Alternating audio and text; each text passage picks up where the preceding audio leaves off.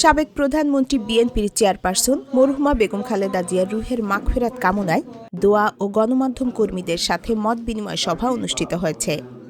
বুধবার দুপুরে শহরের আয়োজন রেস্টুরেন্ট অ্যান্ড কমিউনিটি সেন্টারে মত বিনিময় করেন নওগাঁ ৫ সদর আসনে বিএনপি মনোনীত প্রার্থী জাহিদুল ইসলাম ধলু।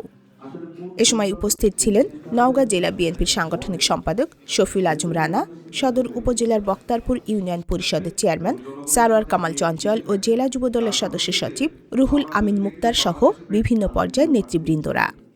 জাহিদুল ইসলাম ধলু বলেন, উন্নয়ন কর্মকাণ্ড থেকে নওগাঁ আর পিছিয়ে থাকবে না।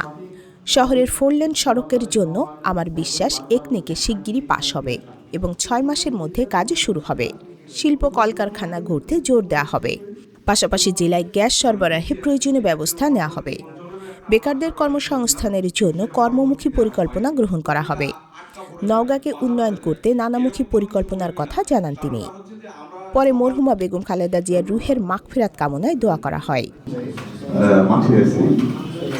আমরা 22 তারিখের পর প্রতীক পাওয়ার 4 লেন রাস্তা, এই রাস্তার কাজটি আমরা কিন্তু প্রায় 75% করে এবং জয়ের জন্য সবাই জীবনপণ বাজি রেখে কাজ করবে।